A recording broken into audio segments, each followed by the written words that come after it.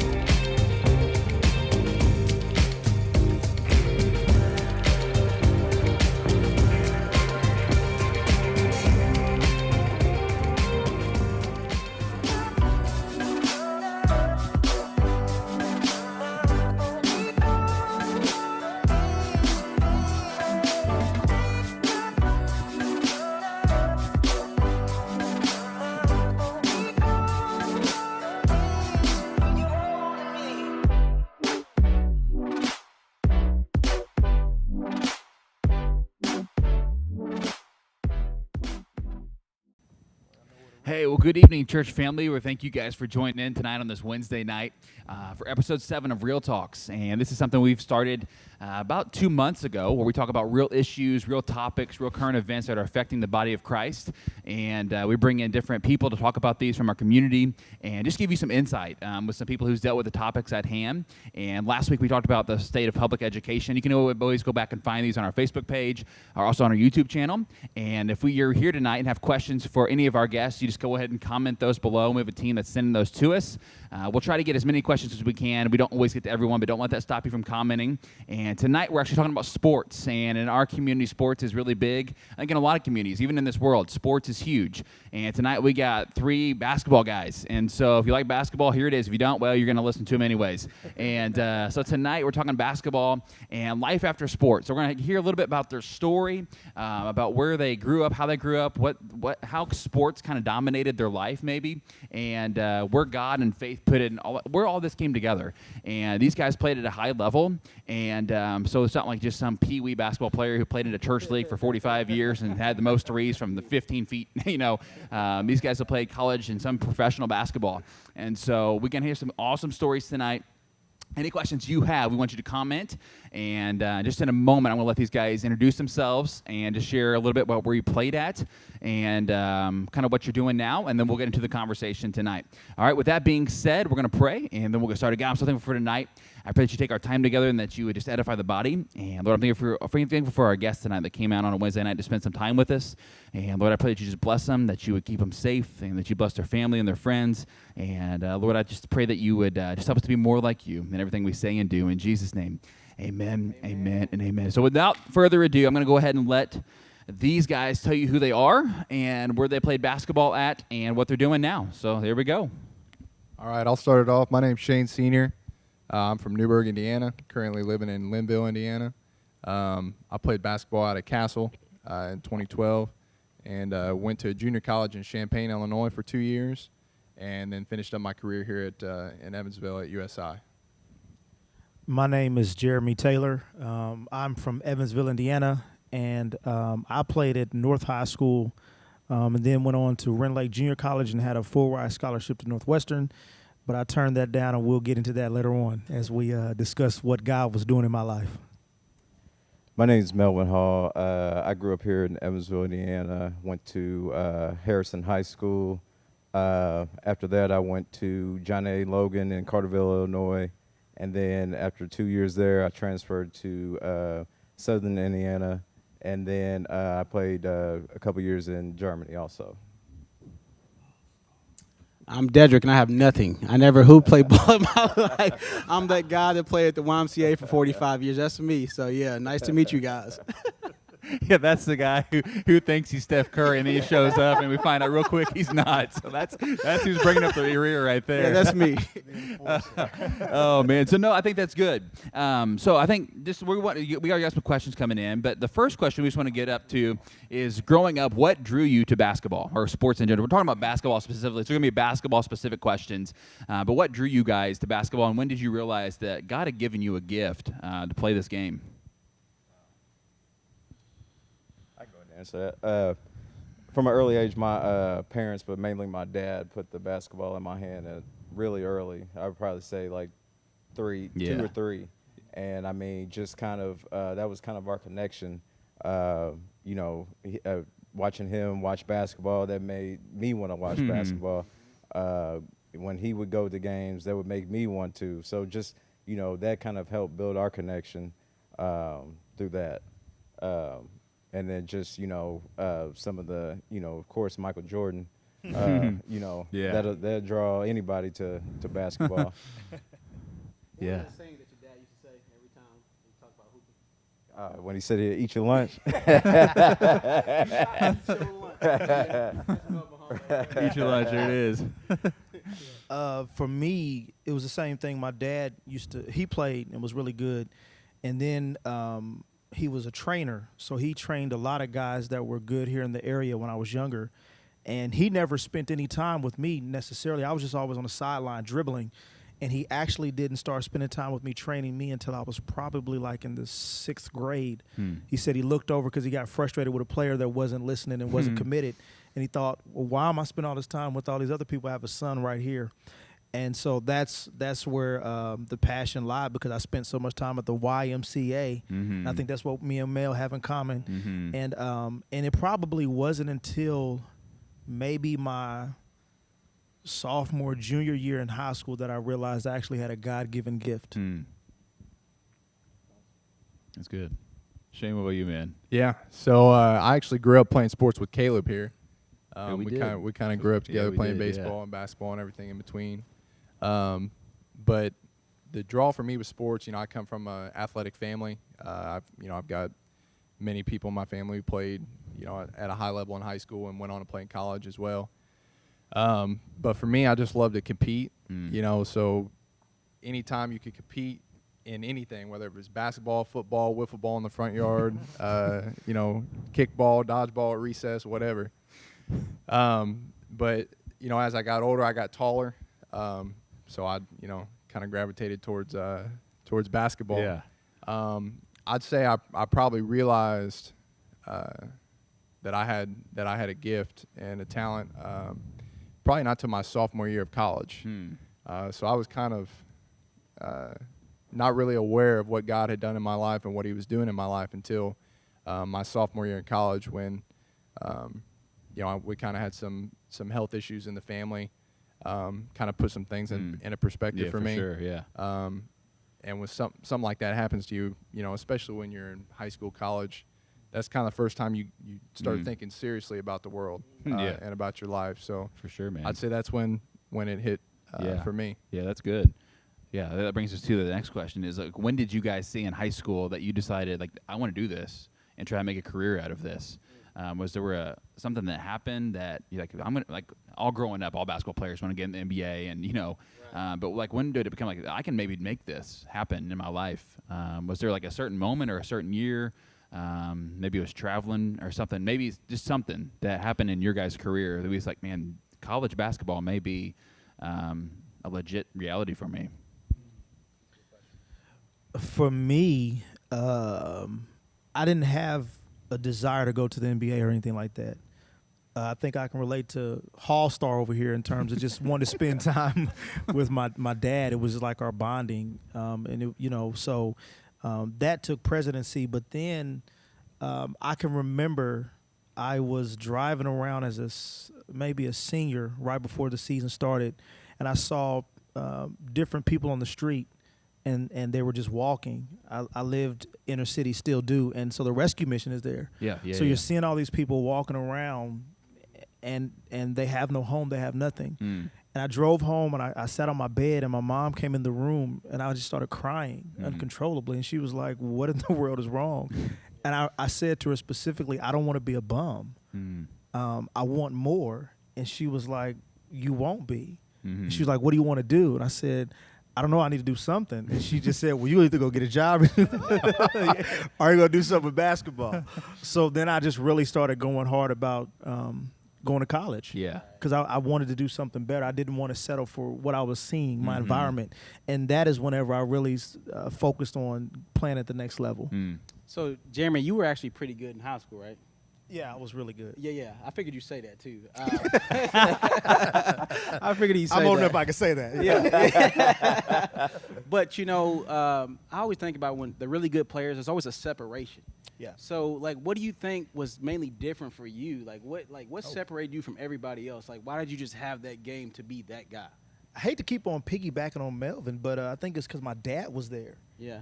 And he was actually able to take time with me and develop me as a player. And so after a game, we would have conversation. It wasn't like I was trying to figure it out for myself. Right. He was able to give me insights about what to do, and then watching film and watching other players and telling me, you know, don't get so focused on Michael Jordan because you're not going to be 6'6". Yeah. So it's kind of like, hey, there's a guy, a college player by the name of Mighty Mouse. He's nice. You need to watch him. So he started putting things in perspective for me, you know, DeJuan Wheaton and players like that, and, you know, just different guys he made get on my radar. So then I began to pattern my game a little bit after them. And I think that was the major separation. And then consistently being in the gym, but him preparing me to work out independently, and saying you spend time in the summertime practicing. You might play 1 or 2 games, but that's just to see if your moves are working. Then you go right back to the side of the gym and you go back to working. And if I don't see that, then I'm gonna come see you. Yeah. That's enough motivation right there. What about for you two? Is there a moment like you realized? Like, Yeah, this could yeah. be it? I remember the exact moment when I thought about college basketball. So I was getting my senior year. I started to really get some interest, yeah. traction and get some interest.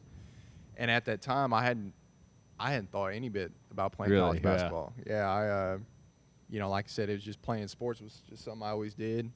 But anyway, so I was sitting down with my dad one night, and we were talking about college and talking about the different colleges, and he said, "What about playing ball?" Mm-hmm. I said, "Dad, I don't really want to do that. I've never." And he looked at me and he goes, "How do you plan on playing for, or how do you plan on paying for school?" Yeah. and I thought for a second, and it hit me. It's like, I better go play some ball. Okay. It took me a second, but that was like, that was a moment I remember being a boy and then kind of being a man. You know Yeah, what I for mean? sure. Having to grow up real fast. Yeah. And so I thought about it, and I was like, I better play college basketball. You know what I mean? And so I just started taking it a little bit more seriously. Started really thinking about it, eventually went on to play. But I remember that moment vividly. Yeah. That's funny. That's good. You, Melvin? I remember for me, it was probably 7th, 8th grade. Just going to the high school games. I remember I would go to, the varsity games and then go to some college games. Yeah. And just kind of see the atmosphere and see, the crowd. And I just remember like, man, Falling in love with it. Yeah, like that's pretty cool. Yeah. Like, I want to do that one day. Yeah. Of course you see the things on TV, but when you see it on live and in person, Yeah. you know what I mean? It just makes you want to do it all that much more. And I just remember, that was the time that I've always been serious about basketball, but I just kind of seen it through a different lens. And, that was around the time that my dad started kind of breaking film down with me. So it was just kind of a different understanding of the game. And Yeah. For sure. That's what it good. took. Yeah, that's good. And I can attest. I'll play with 3 of these 4 guys. I haven't played with Jeremy. And these guys, well, besides the guy at the end, but the other He's 2, a hater. Don't listen these to him. 2 are on a different level. And I remember we invited you to come over and play with us at the middle school. I don't know, over like Christmas break. And we grew up playing ball together. And then he focused on basketball. Mine was kind of baseball. It's like, oh, yeah, we'll get Shane to come over. It's like, bro, you need to go back home. You're way better than us. I remember playing at the gym with Melvin, and Dedrick brings he's like, hey, this is my guy. It's like, okay, yeah, whatever. He's training half-court shots with one hand. I'm like, what is happening? His But low-key, 6th grade son is better than me. It's like, come on. Hey, It you were was so mad at me, though. embarrassing. He was so mad at me. He's like, bro, why did you bring him? I was salty, man. I was like, this is not fun. It's like, you guys have, like, we're not even average, below average, and then these guys, like, man, what is happening right now, Dedrick? You're making me feel bad about myself, man. That was the point, bro. That was the point. No, that's good. But yeah, I think it's good to hear the moments that kind of got you into, I can maybe do this. And so, I guess for maybe picking a school, I don't know all your stories, but did you guys have multiple offers or opportunities to play different places? And what made you pick the place or not pick the place that you went to or ultimately started your basketball career at after high school? For me, I had a few places that were interested, but at my size, playing the 2 guard, it kind of made them, a little hesitant. Yeah. And so I went to Olney Central to check them out, and then I went to John A. And I just kind of fell in love with the whole atmospheres of the college town, and I loved everything that they had to bring. And I went there, and it just, for picking a college, you had to, what fits you the best. And for me, they did. I got a side question, though, real quick. Yeah. Melvin, you're like halfway blind, all right? And you're literally like, you still like make every 3. How is that even possible, bro? I'll be honest with you, I don't know. But I mean, The only thing I can come up with is, you know, like you play so long, you just kind of get a feeling for where it's at, and you just kind of go with what you know. Right. That's the best way I can. Muscle memory. Yeah. Yeah. Yeah, I think you see that with Steph Curry. I think a lot of people are wondering how does he do this? They don't realize it's a lot of it's just muscle memory, and you do it so consistently. That's why you can shoot and turn around, and know what's going in. And so I think that's kind of what you're saying. So much time. I mean, you played Germany as well. Yeah. Technique, you foot placement. Again, it's such an art to the game, and when you become a student of the game, you get better. Yeah. Yeah. That's good. You guys got anything on the college choices thing? What made you choose this first school you went to? Yeah. So, like I said, it was kind of late in my high school career when, I mean, I'm talking, February, March. Yeah. Right Get ready to before, graduate, yeah. even after our season ended, when we were getting invited to All-Star games and stuff, was when I decided to play at the next level. And I remember, I made the decision I was going to play, but it was more about getting school taken care of than it was about actually playing. Yeah.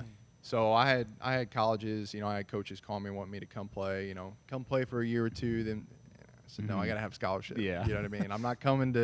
I'm not waking up at 5 a.m. every day for conditioning, unless I'm getting something, And so that's what it was for me, and that's why I ended up going to Parkland, because I got all my tuition and books and everything paid for.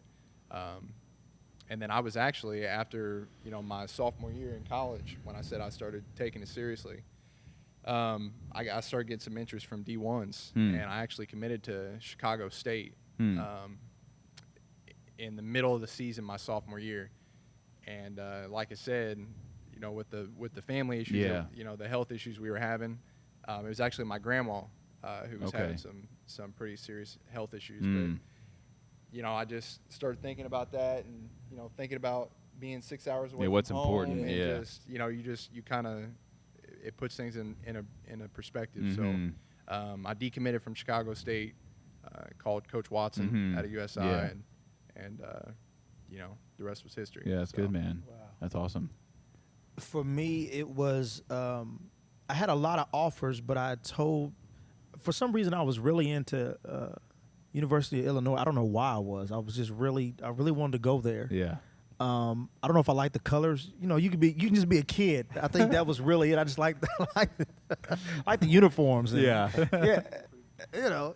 So that was it. And so I wanted to be in that area. And so after I told my high school coach, I kind of wish I wouldn't, because there were offers that I had for other schools, and he was keeping them off to the side and then letting coaches know, well, actually he wants to be in this area.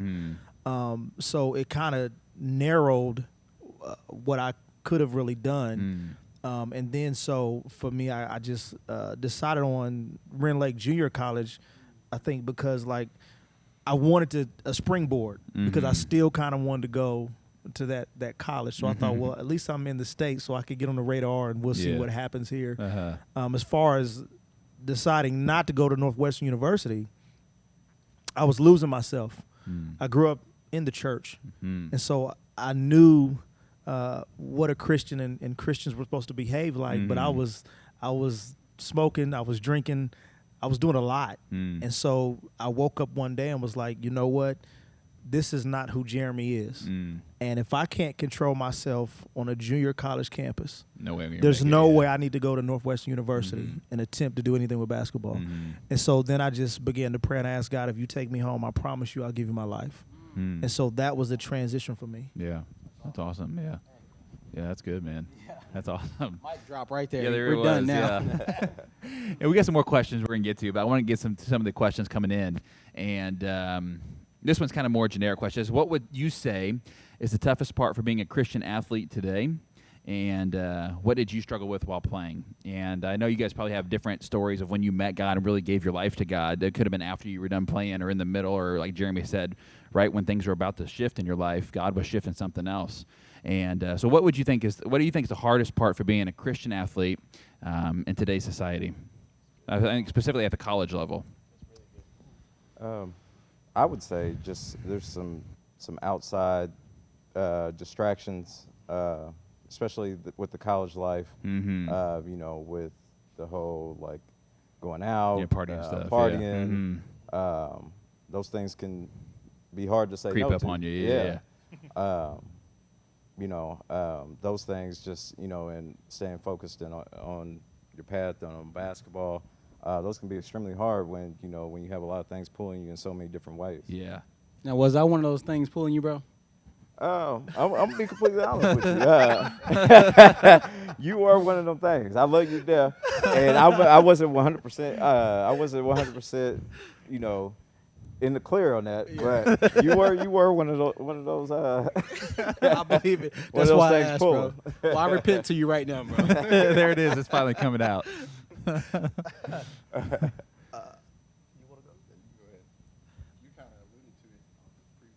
Yeah, it is. There are a lot of. I mean, you're a kid. I think parents need to realize and people need to realize you're playing at an elite level, but you're still a child. You're still developing. But they have all these expectations for how you should behave because you're, when you are good, you're always under the spotlight. People are always watching. You're signing autographs. I remember these things, and people are looking up to you, and so you're trying not to make these mistakes. So you're almost your worst critic because you're beating yourself up because you feel like I'm not living up to what I should be living up to, and you fail to realize that I'm still growing, I'm still developing, and I'm going to make mistakes, and so it can cause you to question your walk. But everything is intensified. When you're a great basketball player, you get invited to everything, and I think that's what we're hearing. It's hard to turn these distractions down because you're expected to be. These are your people. So you got to be the people's champ, so to speak. So you're supposed to show up. Yeah. It's a level of networking yourself and marketing yourself. So you're having to show up. I can remember going to parties and really giving dap to everybody, saying hi to everybody, and then leaving. And they're like, "What? You didn't even stay?" And it's like, man, I don't even want to get caught up because I could lose it all. If somebody takes a picture of me doing the wrong thing, thank God we didn't have cell phones. But if somebody sees this and they go tell the coach, I could lose my scholarship. And you're juggling because you're a student athlete, right? So you're not just a student, you're an athlete. And that student part is critical. So I think it becomes hard because everything comes at you so fast. I would hate to be a Zion Williamson. I can only imagine LeBron James, even Kobe Bryant. Like, can you imagine what they were really up against? They were like on a whole nother level of being elites. Yeah. I know what it was for me, and I wasn't an elite athlete like that. So that's the thing that I think is the most challenging part is juggling me being Jeremy as opposed to this great basketball player that everybody sees me as. Yeah, I think you talked about the spotlight. I think the attention is the biggest thing. Because when you're a great athlete, when you go to a college campus or even on your high school, even in your high school and in your town and your community, then you go off to college. When you're a great athlete, you get this attention that you've never had before. And when you're 17, 18 years old, and when you get out of a car to go to a party or something, and there's a group of people like, "Oh, Shane," and you don't know who they are, When you're 18 years old, it doesn't cool, matter. It doesn't matter. Yeah. It you know what I mean? And that's a true story. Yeah, that's true. I love how you put that. But well, and the funny part about that was that was actually when I came back to USI, and so I was with some of my buddies that I'd grown up with, and they'd grown up knowing Shane, and then now we're on a college campus, and people know me as as the basketball guy, guy. Yeah. So I'd say the attention was the one of the biggest things. Yeah. The spotlight. Yeah, that's good. So for you two transferred schools, right? Your sophomore year. When you were transferring to another school, what was for you? What was the biggest thing you were looking for in finding a school? Was it specifically playing time? Was it coach-player relationship? What was it for you that you made like this? That's where I want to go. Like, what was the biggest deciding factor for you when you guys transferred? For me, I signed early. I signed before my sophomore year. Yeah. So for me, it was just the area, the playing style. Could I fit in that system? And one major thing that played a factor in it was, I'm a big family guy. And, it gave them an opportunity because I saw them hustling up and down the highway, driving up and down the highway trying to get to see me play and trying to get to every game. It made it kind of easier for my parents to make it. Yeah. So that made a major role in picking to go to USI. Yeah, that's good. Yeah. Same thing, Shane. I'm Are right you there the with family? him. Yeah, I'm right there with him. Yeah. I mean, the family being close to home was number one, and then winning was number two. And USI's got a really strong program. And so, I like I said, I decommitted from Division I. We would have been, bottom of the barrel. We would have been getting beat up. We're talking about 3-16 seasons. That just didn't sound fun. The allure of traveling and this and that and being Division I, sounded cool, but I wanted Taking to on win. the chin every night. Yeah, I wanted to win. So Yeah. that was important too. Yeah. Hey Shane, so what would you say? Like, what was the main difference from you transferring from high school to college? The biggest thing that I noticed was when you're playing in high school, you're playing for your city. You know what I mean? For where you've grown up. Right. So you're playing in front of your friends and your family and all these people who have helped raise you and build you up into the man you are. You're representing them. And so when you're going up against a rival town or the neighboring town, it means more than basketball. It's like we're going to kick those guys' butts. You know what I mean? It's like that. But when you get to college, and especially you guys played at JUCO too, we're talking about, especially around here, we had a good team, so we'd be playing in front of thousands of people.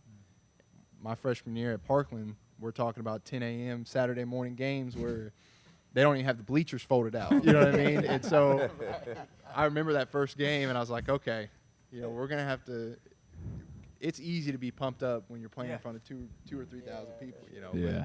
It's a different dynamic when that's not involved. So I'd say that's the biggest thing. It's just you go from representing your family and your where you've grown up to representing a school. It's kind of more like business. You know what I mean? When you go to college, it's like, okay, I'm giving you this. You guys give me an education. It's more of a transaction. And that doesn't sound good, but this is real talk. So that's what it is. Yeah. Yeah, that's good. So what's something you guys learned from playing at a higher level than a lot of people ever get to?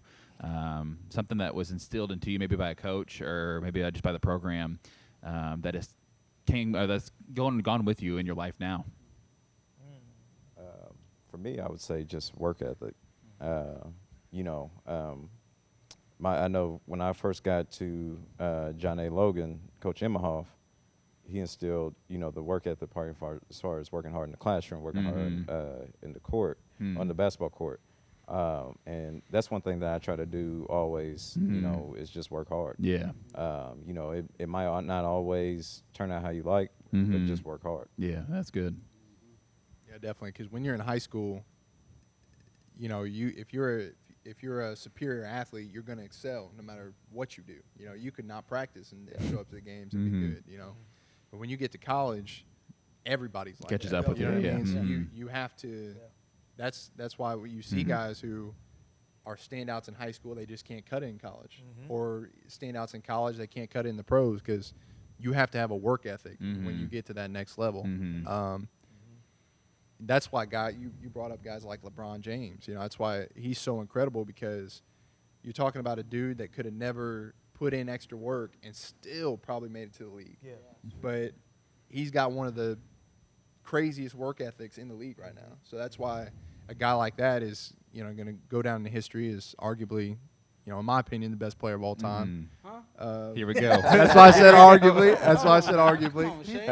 I thought I liked you for a second. Come on, About man. to end this early. I'm not one of those guys. I'm not gonna plant my flag on that hill. But in my opinion, but no, and also, the other thing I like about LeBron is you never hear anything about the dude. You know what I mean? Think about growing up without a father, getting all that attention. We're talking about attention at 18. This dude was 13 or 14 years old, getting, Sports Illustrated, I mean, it's just amazing. You know, he married his high school sweetheart. He has children. You know, it's his story is pretty impressive. You know, to me.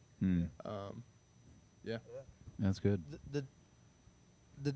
I guess the transition for me, it was a clean slate, and so I think it turns into the disciplines. You learn a lot of disciplines. You learn a schedule because you have to make an agenda every day in college, whether it be game day, whether it just be practice, whatever it may be. You have to follow a strict regiment, and so I think that was what carried over for me. In terms of even how I'm wired now, to the point that I have to tell myself to stop, you know, because I just keep going and keep going. Because one thing that my dad always said was, when you're not doing something, someone else is doing it. So that means someone else is getting better. Yeah. So how much are you going to sleep? You want it. Yeah. You know, how much are you really going to sit here on the couch? You know, you're sitting here, but there's somebody else dribbling the ball right now. So that becomes your beat to the drum. So now I'm older. It's kind of like somebody is reading more scripture than somebody's working on a sermon and I'm not. You know, it's not but it comes off like a competition. But it's just that drive of I want to be the most effective. You know, expositor or preacher or practicing Christian that I can be. So you're constantly working, and people are like, take a break. Yeah. You know, my mom will call me over for dinner because she knows I will fall asleep. So she literally will have me come over to hang out because she knows, at least I know my son is resting. And Shane told his age when he said that he believes that LeBron James is the best player. I wanted to bring that back around. Get him. He never grew up watching Michael Jordan, but he knows everything about LeBron James. And I think that's why people argue the way they do. Yeah. Because when you grow up and you actually get to see it and experience both it of them, live, I think then it's kind of like it's a game changer. You know what I mean? And I think that when The Last Dance came out, I think that changed perspectives of what people, how they valued Michael Jordan. And, you know, I think you need to understand they played two totally different positions. Yeah. So it's hard to pivot them against each other. And I think that's what people need to realize. Yeah. So I just wanted, that's my 2 cents. I think Sounded the like game we said. Yeah. There it is. I love that. I think the game changed so much from when Jordan played to where LeBron is now. So let's bring us to the next question someone asked is, who's your favorite player now, and who was it when you were growing up playing basketball? My favorite player now is Steph Curry. Just love the way. Too quiet. I love you, bro. I love everything he does on the court, but also off the court. Come on. Just love how he's a family man. You know, he's a God-fearing man. And then growing up, of course, there's Michael Jordan. Just love his, you know, his work ethic, his killer instinct, his just everything he brought to the game. You know, everybody grew up. What did they want to do? They wanted to be like Mike. You know, and I just, you know, he was the standard. Yeah. You know what I mean? Yeah. Yeah, I'm right there with Melvin. I mean, I think I can appreciate Steph Curry as a guard because I was a shooting guard, and I'm not 6'3". Yeah. You know, but I'm 5'10", so I know what it's like to be short. Yeah. And play this position and get off shots on somebody, and what that really requires as a player. Yeah. So it's like it's difficult to get these shots off, and people don't respect the art of it and all the work that it takes to just run off screens, and you got the ball in your hand and sometimes be a decoy, and still, you know, he changed the way the game has been played as far as guards are concerned. So everybody wants to shoot 4 or 5 steps behind the 3-point line. You know, but I think it even goes back to my dad training me, because I remember in the 8th grade, my dad had me 3 steps behind it, and I'm like shooting air balls, and I'm like, Dad, why are we doing this? And he was like, just stick with it, son. Yeah. And so then freshman year when the season starts, he's like, all right, now I want you to scoot in right to the 3-point line. Everything's going in. And he's like, you see? And so now he's like, now take 2 steps back because everybody's going to be on you next year. So now I'm shooting 2-3 steps back, and I'm ready for it because of the training. So it goes back to I identify with him. So that's who I like now. Yeah. Growing up, of course, it was Michael Jordan. You know, what do you? I mean, he had no chinks in his armor. And what he was lacking, he worked so hard to make up for it. I mean, I think what did he knock down? Like he was running like a 4.3. In college, like his Let's freshman just say year. yes. I believe it. That's ridiculous. And that wasn't what he was running going in. And it's like, man, you were working. And so I almost wish I had these documentaries when I was growing up because we didn't have TV where you could watch it all the time. You just had to catch snippets on ESPN and there were no reruns. But just seeing what he was doing, I think that did it for me. Yeah. So what you guys were saying is Steph is the best shooter, hands down. Oh, In by, history, right? by far. I mean, he Yes. can give you anything you want. Pull up, spot, Huh? on the move. I mean, there's no flaw. Oh, yeah, that's what he talks about. In any type of shooting that he does. No. And we've never seen any type of shooter with his type of range, with the accuracy that he hits his shot. It's Yeah. unbelievable. Preach, man. Yeah, anybody that argues that is just really just going against the grain. I mean, seriously. Yeah, I think they we might as well be in the barbershop having an argument. I mean, you know, or they just don't know the game. Jeremy, Yeah. we're Caleb's that guy. No, I'm just that. No, I'm just against Dedrick. That's what it is. Whatever it is against Dedrick, I'm going to say the opposite. Like last year, we're all ganging up on me talking about Steph ain't this. He ain't that. I'm like, dang, they don't do me like that. So now I got y'all here. The spirit is heavy upon me. No, Yeah, yeah.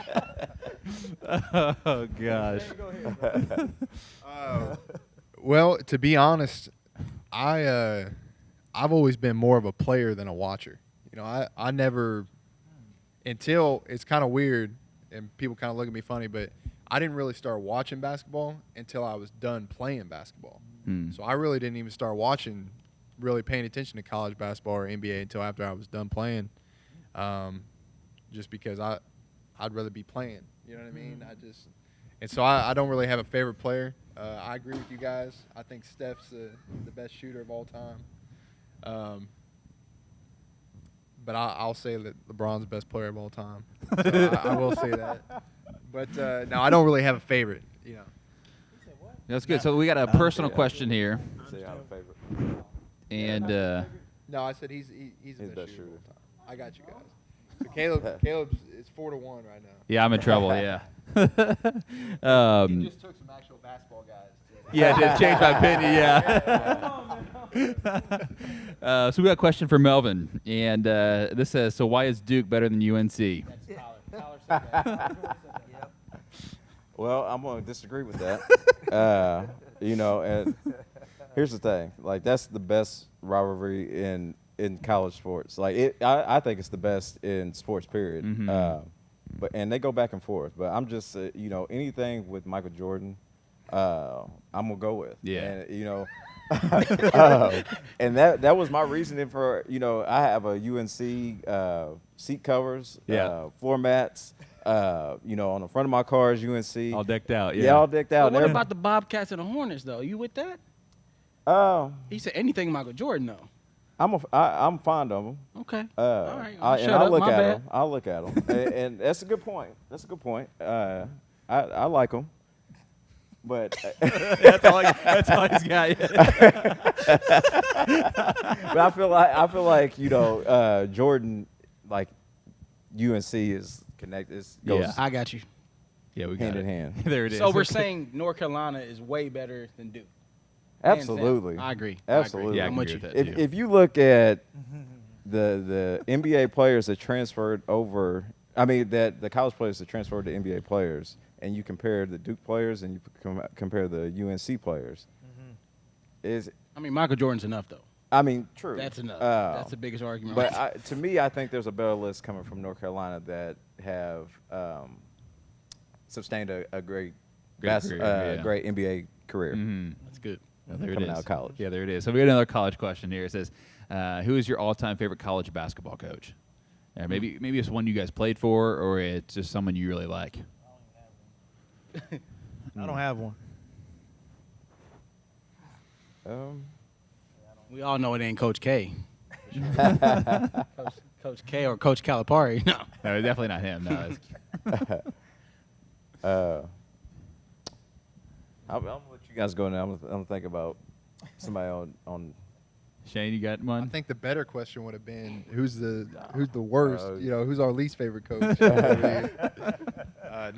I don't have anything for that one. Okay. Well, if we come back to it, you can. We'll get to that one. Oh, Says- was that a question for who we play for? That was just an overall just question. in Yeah. general. Honestly, I like Roy Williams. I like his passion, and then I think Izzo is a good coach. He is a good coach. So What about Yeah. Phil Jackson? Or I like Phil. I thought it was college. They were saying college. you College. said college? Yeah. Getting I'm still in the excited. NBA, man. My bad, bro. You know what I mean? My bad. Oh yeah, I agree. No, that's good. So this question is, have you seen where sports for many becomes their identity, and then once it is over, they struggle to have confidence moving forward the rest of their life? And maybe you can relate to this, that basketball is something you guys were, and then but when basketball was over, did you guys struggle finding like, well, what do I do? Who am I now? Is that? I think that's something that maybe if you didn't have a good career, you might wrestle with. Because for me, it gave me a lot of confidence. Hmm. And a lot of people confused it with being cocky. Hmm. Because there's this thin line between cockiness and confidence. And I was the type of player that I literally, anybody that plays with me knows I never shut up.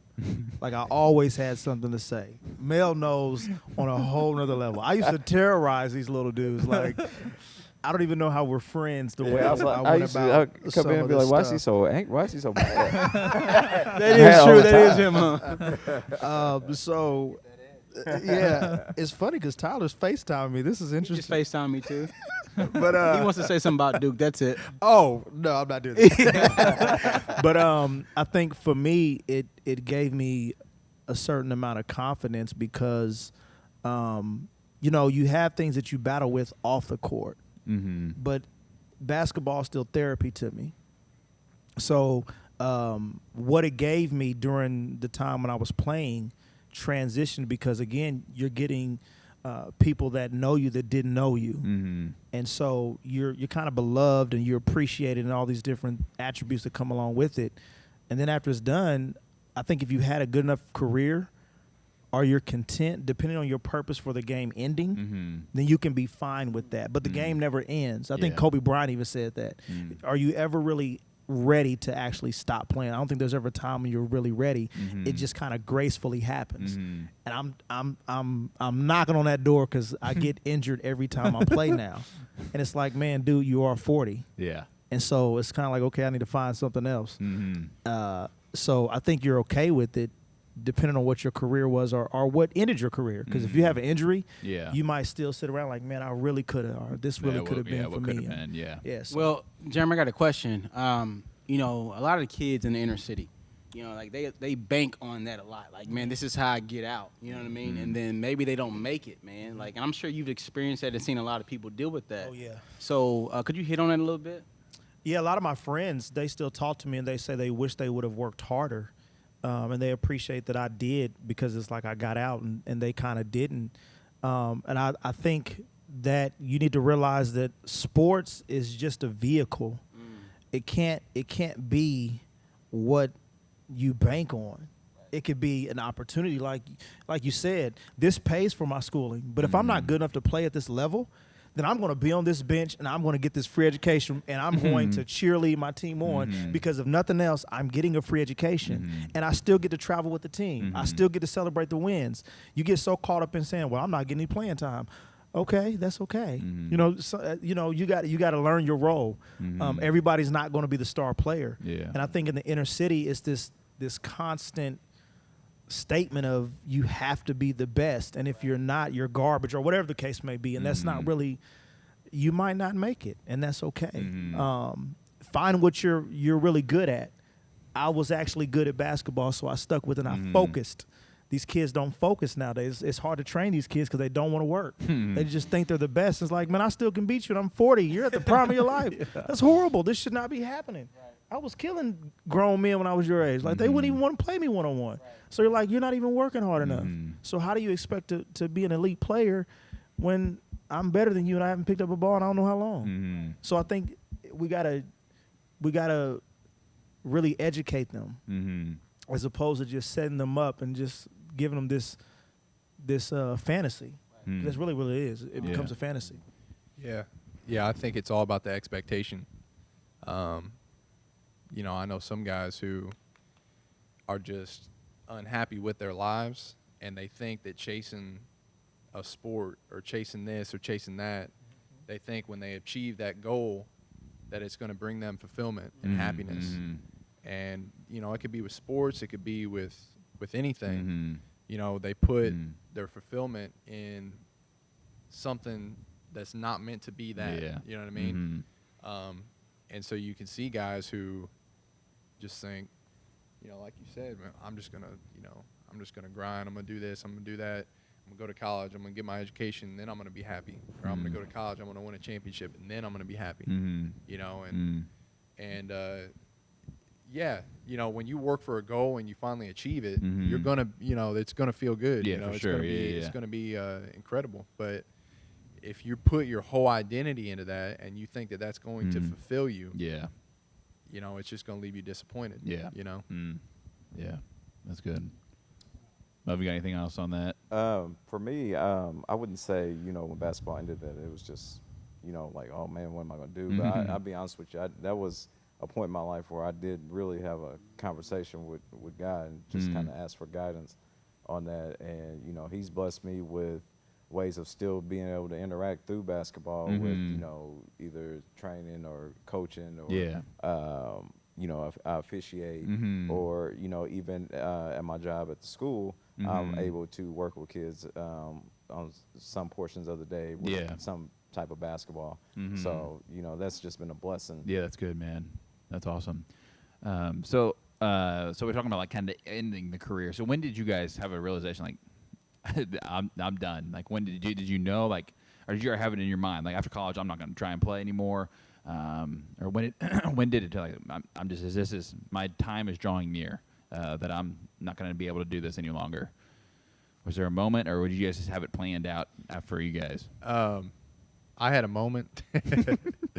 I was at USI, it was my senior year, and it was, I believe it was the first game of the postseason. You know what I mean? Like you lose, you're done. Yeah. And I was so tight, like my muscles, my body was just, I mean, you guys know, you play college basketball, it wears and tears on your body. And my senior year, you know, I remember that game. I didn't even shoot the ball once in pregame because I was stretching the whole game. And I remember thinking, man, I don't know how many more games, you know, I have in me, you know.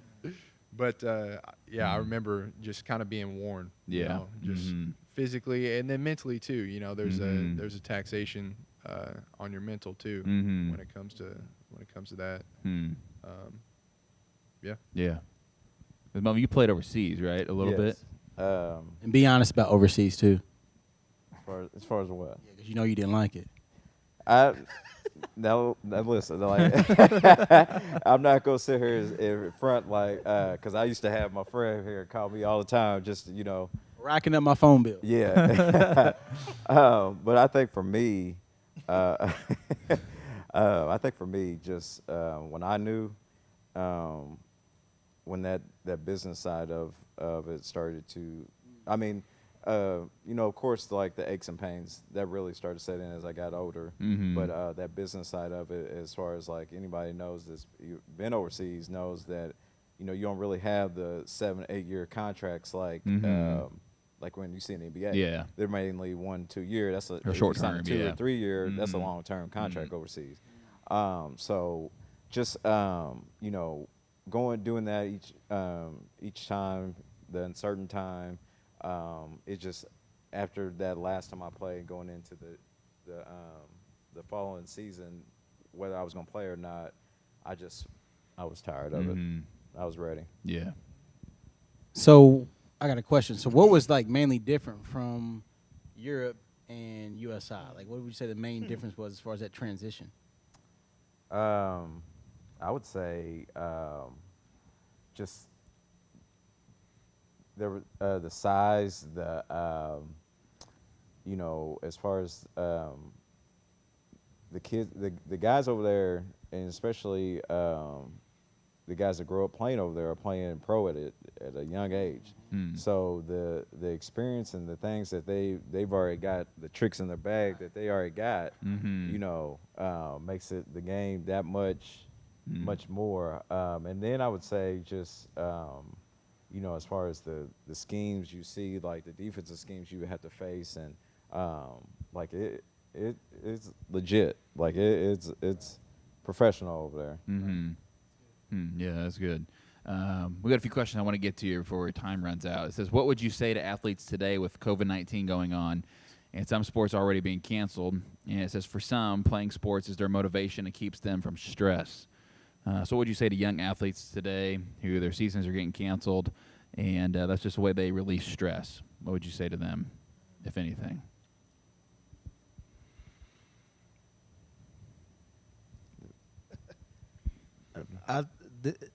It's different now. So I don't know what all we have to offer because it's so different. Yeah. And the game is different for us in terms of when we played and they play now. So there was already this gap that was there. Now you throw COVID-19 in the mix where now you're having to spend. I think it's a good place to be because you can work more one-on-one though. Like you're forced to develop your game. Yeah. But having like a set time where you're working with a shooting coach and then you have to leave, you can't really bond with your teammates. So now that camaraderie might not be there that you need. So when you get back out there and you're playing 5-on-5, like how do you now come together when you've been so divided all this time?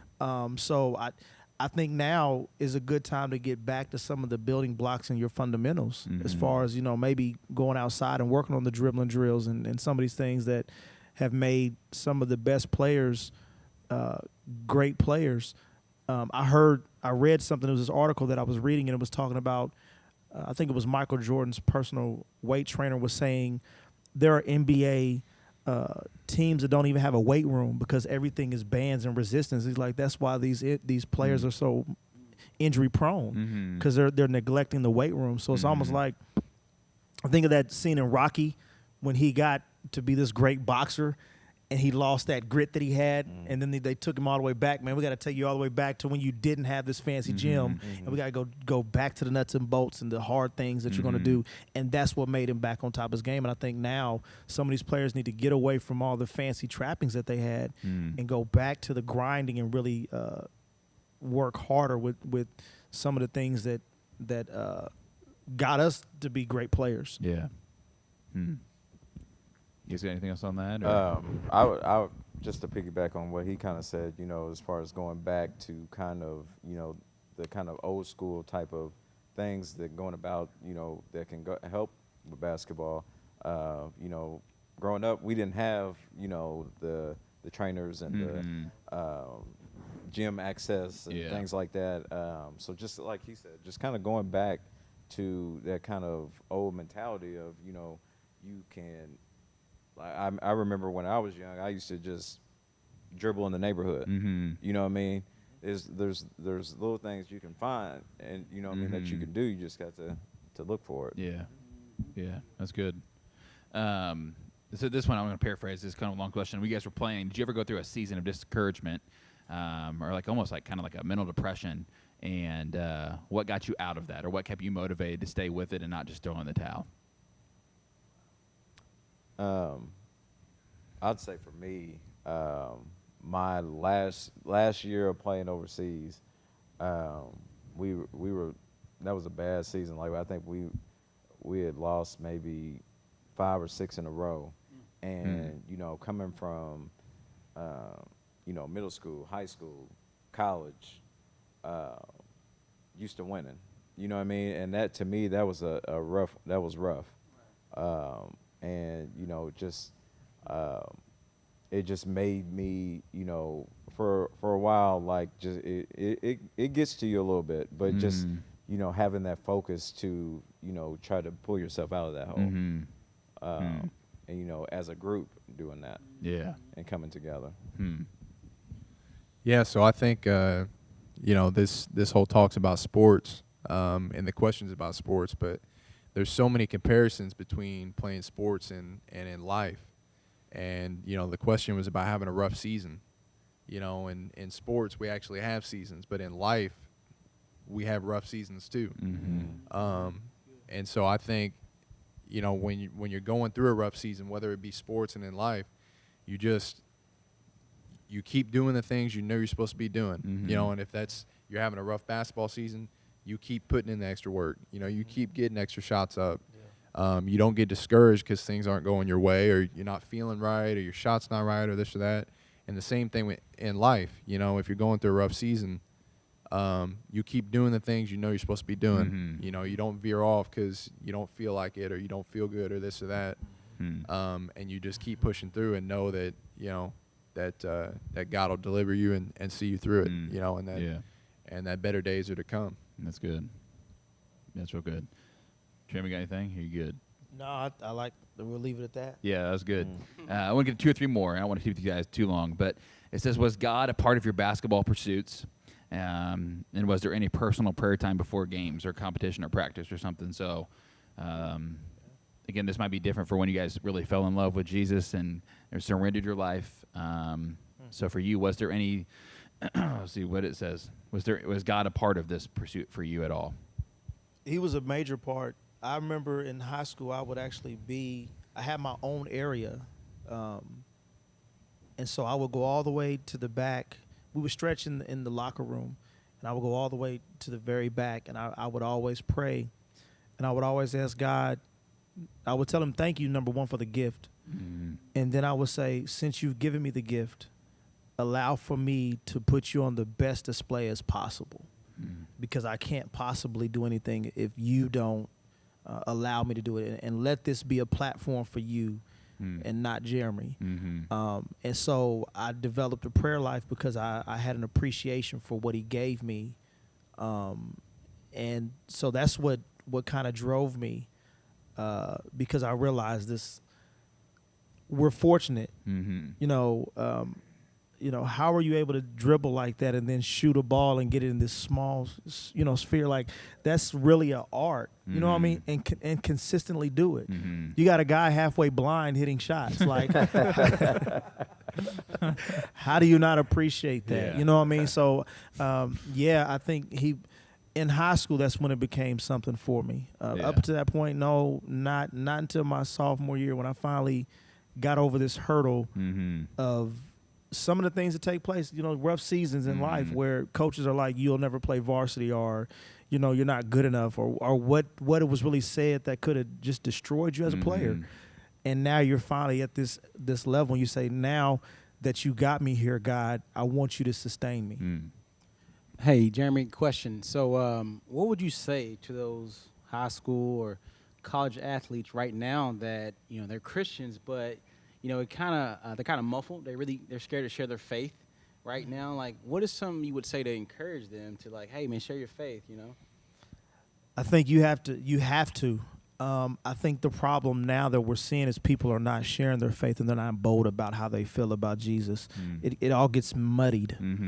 But I feel like you have to be vocal, because when you're not, what does that really say about your belief system? So, you have to be bold. You can't be scared that you're going to lose it all because you speak about your faith when you serve a God that owns it all. So how can I lose it all when he owns it all? Right. You know what I mean? So I think there needs to be a seriousness about it, and don't beat yourself up if you're not this super Christian that you want to be. Understand that God works on you in the areas that he wants to work on you on. And so allow for him to address the areas that you need to address. What happened to me in college in terms of my transition was I literally got tired. I got a Bible. I said, God, literally show me what what I need to change. And I kid you not, the Bible landed on the same thing 3 different times in 3 different positions. And it was a brand new Bible fresh out the box. So I knew God was talking to me. And so it's like you had this divine moment. And now I'm turning off March Madness basketball, and I'm trying to fast it. And I'm totally transitioning, but look how God blessed me in the midst of it. So you got to see big picture. So I think you have to be bold with your faith and not be scared if you really believe. Yeah, that's good. What would you guys say today? I see this a lot with teaching and coaching as well, but what would you say today that for parents that are forcing their kids to play the game, trying to live out their dream through their kid, or trying to carry on what could have been through their kid?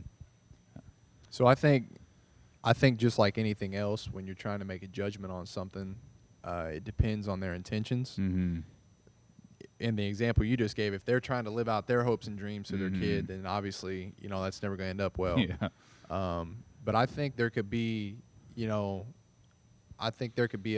decision made where, we all understand the benefits that sports and just competitive living has had in our life. You know what I mean? There's certain disciplines, there's certain virtues that have been instilled in our lives from playing sports at a high level. And I don't think there's anything wrong with wanting that for your children, and so putting your kids in sports and, because there's going to be times where, I don't want to go to practice, or I don't, I don't want to go to church, or I don't want to do this. Yeah. I want to eat candy for breakfast. Yeah. There's times where you make a decision as an adult, Yeah. the best decision for your child. So I think it all depends on the intentions. Obviously the example you gave, if they're just, Forcing them to if they lost in the state finals and now they're just, we got to get back, get in the gym, Johnny, Yeah. you know what I mean? Like that, then, that's never going to end well. But I think it depends on their intentions. Yeah. So. Yeah. I would say for me, like officiating, especially like travel ball or, at EBA or places like that, you hear a lot. You hear a lot from parents. You hear, the interactions between the parents and the kids. And, one thing I just want parents to understand is the effect that, not only it have on your relationship with your child, but also the effect you'll have on your child as a whole. And, there's nothing really good that comes from, forcing them or trying to live through them. Yeah. And that's Yeah. not fair to Yeah. the kid. That's good. Yeah. Yeah, it can really tear a child down because they can begin to feel like a failure. I mean, because if it's something that they don't want to do, then even when they're out there playing and competing, that's why you're seeing that they don't want to play. And then you're yelling at them and screaming at them, and it's not motivating them. Yeah. It's not helping And anybody. it could be that they're really just going through that cycle because they want to be closely connected with you, and that's the only way they get any attention from you. Yeah. And you have to realize as a parent that you are a parent guardian. So you should be guarding your child, but they have their own life and they have what God created them for. Yeah. So you need to find out what their passion is and develop that. And if your passion is to be still a good basketball player, okay, well, suit up and go play. Don't do that to your child. Yeah. I see a lot of old guys still playing Oh, basketball. yeah. And they're out there passing and shooting. They're not missing any shots. And I say, well, one day I'm going to be over here with those guys because that time is coming. But you don't want to live vicariously through your children. yeah. It's No, not. It's that's so good. not fair. It's so not fair. Yeah, that's good. Last question we're going to get to you. If for a high school athlete today that has their dream to make it to college, what would be one piece of advice that you would give them that you wish you would have known going into college basketball? Maybe it's just for life, for the game, maybe one of both. What's one thing or two things you would have wished you would have known going into college as an athlete? You reap what you sow. Like I said, you could be just a outstanding athlete and make it off talent. Or you could decide, like you said, if this is something I want to do, if I want to play college sports, no one wants to be a bench rider. No one wants to be sixth man. Everybody wants to be the best. If you're an athlete, if you're competing, so put in the work. Decide if it's going to be something you want to do, then it better be worth doing all the way. And like I said, you reap what you sow. So if you don't put in any work, if you don't put in any extra work, I should say, because I see a lot of kids who think they can just go to practice and, well, I put in work. No, practice isn't putting in work. Putting in work is the 30 minutes before practice or after practice. So take it serious. If it's something you want to commit to, then commit to it and do it. But like I said, you reap what you sow. Yeah, that's good, man. I probably would have spent more time in the weight room, getting stronger, because I was really good, and it wasn't that I was weak. That just it's a confidence that you get from being in the weight room. I know that now because I'm older and I get in the weight room, and so you feel more confident about yourself. Where you can take a bump or you can dish out a bump and you can finish, from contact. and I think you said it best. It's working, so I probably would have worked a lot harder. Seeing these documentaries where these guys were, Kobe Bryant going in the gym and having a competition with Jay Williams because he saw him shoot and was like, I'm going to stay in here longer than you. Like, dude, I'm going to pre-practice before a game longer than you because I want you to know nobody will work harder than me. Yeah. Right.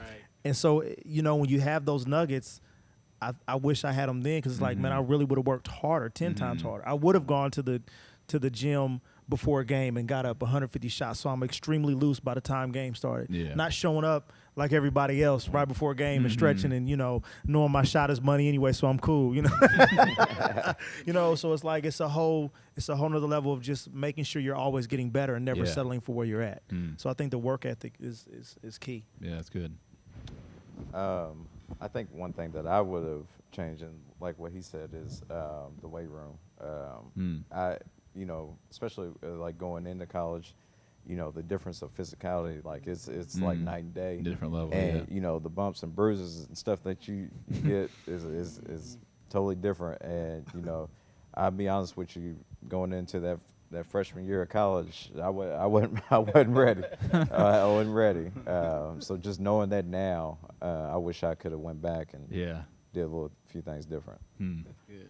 That's good. Did you get any final words, thoughts? No, I'm still good in basketball, Caleb. So if you want buckets, I'll give them to you, bro. Oh my gosh. I'll tell you that right now. Yeah, well, I don't know. On Real Talks, we don't spit lies, and that was one big lie. I'll let you tell it. But no, we want to thank these guys for coming in tonight.